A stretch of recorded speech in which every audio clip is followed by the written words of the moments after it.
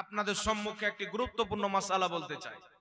মাসআলাটি হচ্ছে যে আমার আপনার নবী সাল্লাল্লাহু আলাইহি ওয়াসাল্লাম আহলে হাদিসকে জিজ্ঞাসা করেন, তারা বলে নবীকে তো পিঠ পিছনের খবর ছিল না। তারা বলে নবী গায়েব জানতো না। দেওবন্দিকে জিজ্ঞাসা করেন, গায়েব জানতো না। এখন পবিত্র কোরআন খুলেন, এই কোরআনুল কারীমের মধ্যে তাফসিরে নিশাপুরী খুলেন, তাফসিরে নিশাপুরীর মধ্যে হাদিস আব্দুল্লাহ ইবনে আব্বাস বলছেন, নবী পাক সাল্লাল্লাহু আলাইহি সাল্লামের জামানায় একজন ব্যক্তির উটনি হারিয়ে গেল।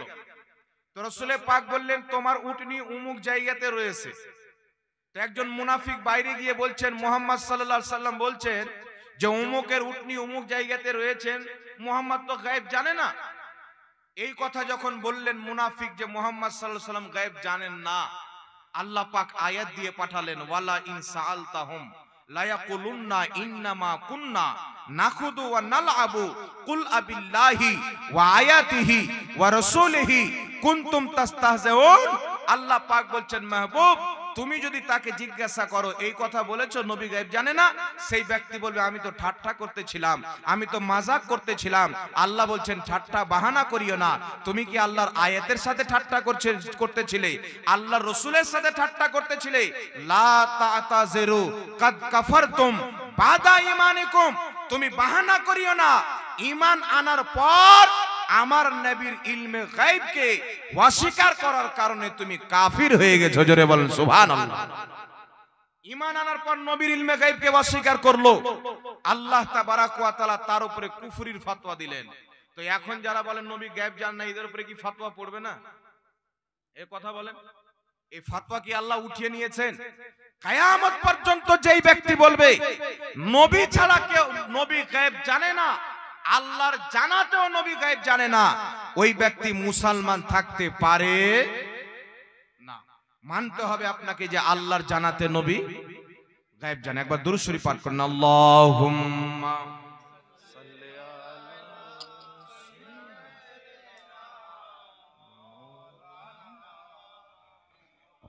ওয়ালা আলে সাইয়্যিদানা মাওলানা মুহাম্মদ সাল্লাল্লাহু তাআলা আলাইহি ওয়া আলিহি ওয়াসাল্লাম। যাই হোক বিরাদর ইসলাম, এখন কয়েকটি আপনাদের সম্মুখে গুরুত্বপূর্ণ কথা বলতে চাই। তো একটা কথা কি পরিষ্কার হয়ে গেল যে আমাদের নবী সাল্লাল্লাহু আলাইহি সাল্লাম আদমের সৃষ্টির পূর্বেও নবী ছিলেন।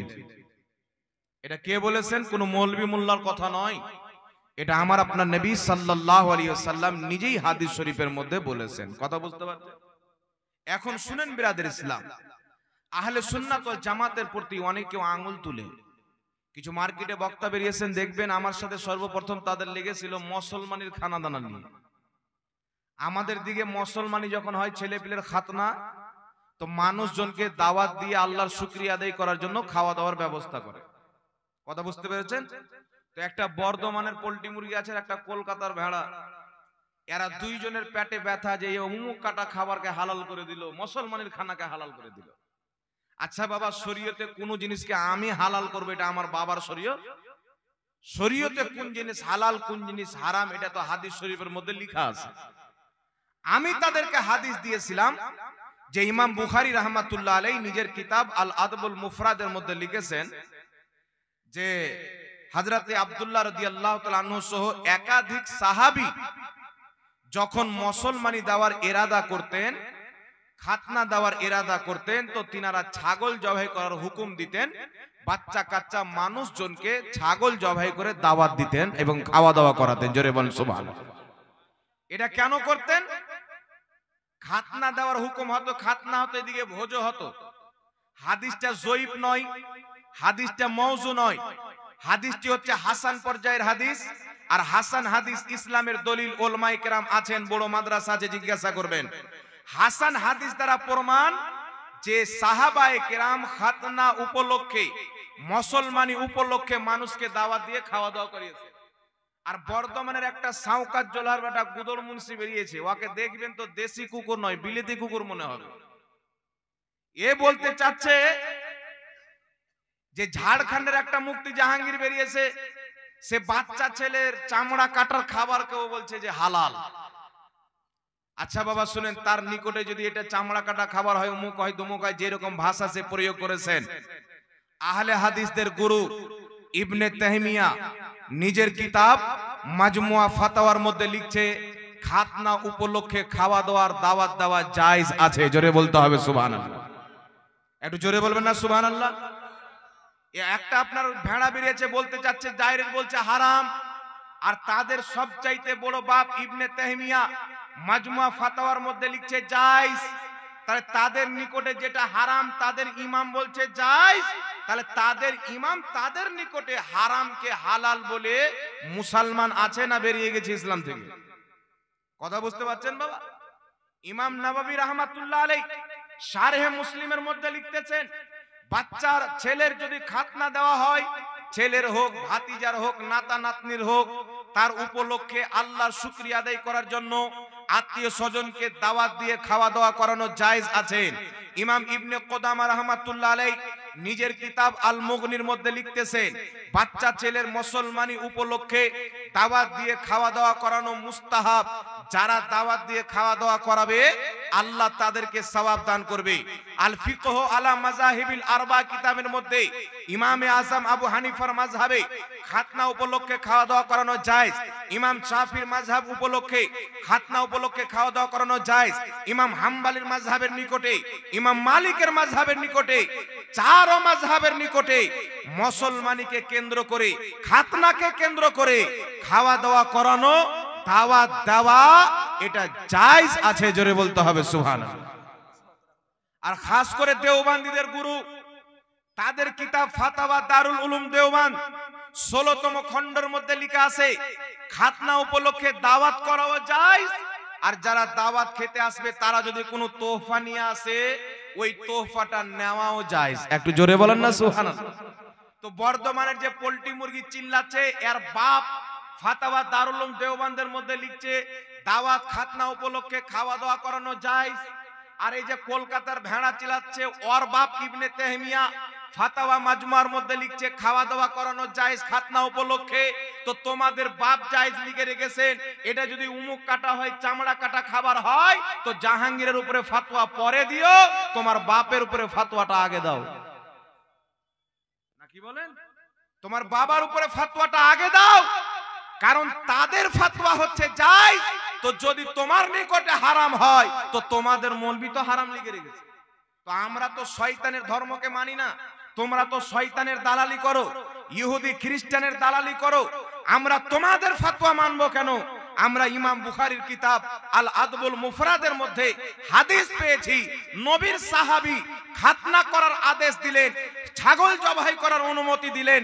এর মানে বোঝা গেল খাতনা উপলক্ষে দাওয়াত দেওয়া এটা শুধু জায়েজ নয়, সাহাবায়ে কেরামের সুন্নাত। জোরে বলতে হবে সুবহানাল্লাহ।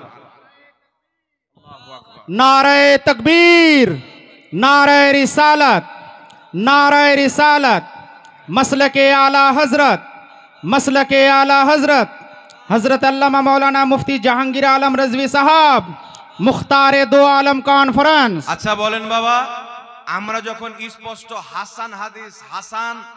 হাসান হাদিসকে অস্বীকার করা হচ্ছে গুমরাহি, সাহাবায়ে কেরামের স্পষ্ট বিশুদ্ধ হাদিস পেয়ে গেলাম, এই যে কাজ খাতনা উপলক্ষে মানুষ দাওয়াত দেয় আত্মীয় স্বজনকে, এটা 100 বছর 200 বছরের নয়, 1450 বছর থেকে সাহাবায়ে কেরামের যুগ থেকে চলে আসছে। একটু জোরে বলতে হবে সুবহানাল্লাহ। তো এই দুই শয়তানকে আমি একটাই বলবো, স্টেজে লাফালাফি না করে যদি অরিজিনাল বাবার সন্তান থাকো, তাহলে আমার সাথে বসো, অফলাইনে হলে অফলাইনে বসো, অনলাইনে হলে অনলাইনে বসো। ইনশাআল্লাহ মাত্র 3 মিনিট টাইম নেব। 3 মিনিটের মধ্যে যদি তোমাদেরকে উলঙ্গ না করে দিতে পারি, বাংলার মাটিতে জিন্দেগিতে বক্তব্য দেব না মুসলমান। দেখাও কত বড় বাপের বেটা আছো, ভেড়ার মতন ছাগলের মতন স্টেজে চিল্লা চলে গেলে, আর বলছো সুন্নিরা রাসূলুল্লাহর জায়গাতে পীরকে বসিয়ে দিয়েছে। তো পীর মানা যদি হারাম হয়, তো তোমার মতন হারামখোরকে মানা জায়েজ হবে? এই কথা বলেন। আল্লাহর ওলিদেরকে মানা যদি না জায়েজ হয়, তো আর তো জন্ম শুদ্ধ আছে কিনা গ্যারান্টি নাই, তাহলে তাকে মানা যাবে বাবা? কথা মনে হয় বুঝতে পারেননি। বলছে পীর মানা যাবে না হারাম, ওলি মানা যাবে না হারাম। তো তুই কোন ক্ষেতের বাগুন? তোর বাপ কোন ক্ষেতের বাগুন? বাংলাদেশের কাজদাব, কোথায়কার ডক্টর ফক্টর, ঘুমটাওয়ালা শয়তান, এদেরকে কেন মানবো? পীর মানা যদি হারাম হয়, এদেরকে মানা তো 2 কোটি বার হারাম। আহ? এদেরকে তো মানাই যাবে না।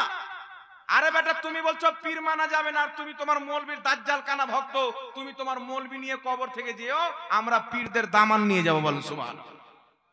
এই মুন্সিদের কাতারে তোমরা থাকিও, আর কিয়ামতের ময়দানে আমরা আহলে সুন্নাত ওয়াল জামাত, কিয়ামতের ময়দানে যখন কাতার করা হবে, আমাদের কাতারে খাজা মঈনুদ্দিন চিশতি থাকবে, গাউসে বাগদাদি থাকবে, জুনাইদে বাগদাদি থাকবে, কারবালার ইমামে হুসাইন থাকবেন, হযরতে মাওলা আলী থাকবে।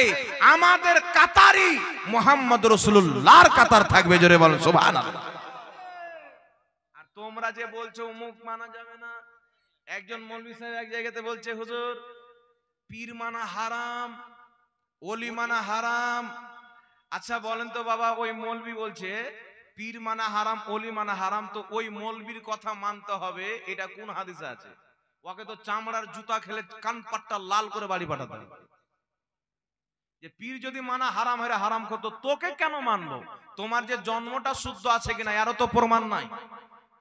আর পীরদেরকে যদি না মানো তো শুনো, তোমরা পীরকে এই জন্য মানবে না যে তোমরা দাড়ি টুপিওয়ালা আল্লাহর দুশমন। এটা আমার ফতোয়া নয়। উঠান বুখারী শরীফ, হাদিস যদি লাগে সকালে মাদ্রাসা আসবেন বা এখনই চলেন বক্তব্য দেওয়ার পর। বুখারী শরীফের মধ্যে যদি হাদিসটা না থাকে, আমাকে যেই শাস্তি দিবে মানুষ আমি নিতে রাজি আছি, জুতোর গলা মালাই দিয়ে। রাসূল পাক বলছেন, হাদিস, ক্বালা রাসূলুল্লাহ সাল্লাল্লাহু আলাইহি ওয়াসাল্লাম, ইন্নাল্লাহ তাআলা ক্বাল মান আদালি ওয়ালিয়ান ফাকাদ আযানতুহু বিল হারব। রাসূল পাক বলছেন, নিশ্চয়ই আল্লাহ বলেছেন। হাদিস কোন কিতাবে? বুখারী শরীফে। একটা কথা মনে রাখবেন, লা মাযহাবী বুখারীকেও মানে না, মুসলিমকেও মানে না। এরা যখন বুখারীর কথা বলবে, মুসলিমের কথা বলবে, তো 2-4টা হাদিস, সব হাদিস মানে না। আমরা বুখারীর সব হাদিস মানি, আমরা নাসাইর সব হাদিস মানি, মুসলিম শরীফের সব হাদিস মানি। আর লা মাযহাবীদের চরিত্র হলো, 2টা হাদিস যদি আমাদের পক্ষে হয়, 2টা হাদিসকে নিয়ে নাও, আর 2000 হাদিস যদি আমাদের বিপক্ষে হয়, 2 হাদিসকে বাদ দিয়ে দাও, 2টা হাদিসই প্রচার করো। এটা মুনাফিকের চরিত্র, মুসলমানদের চরিত্র হতে পারে না। আল্লাহর নবী বলছেন, নিশ্চয়ই আল্লাহ বলেছেন, মান আদালি ওয়ালিয়ান, যেই ব্যক্তি আমার ওলিকে মানলো না, যেই ব্যক্তি আমার ওলিদের সাথে দুশমনি রাখলো, বুগজ রাখলো, তাদের সম্মান করলো না, তাদেরকে মানলো না, ফাকাদ আযানতুহু বিল হারব, আমি আল্লাহ তাদের সাথে যুদ্ধ ঘোষণা করলাম।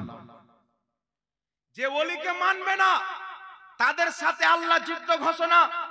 যেই ব্যক্তি হক্কানি পীর মাশায়েখকে মানবে না, তাদের সাথে আল্লাহ বলছেন আমি যুদ্ধ ঘোষণা করলাম। করির বাবার কিতাবের ফতোয়া নয়, বুখারী শরীফের হাদিস।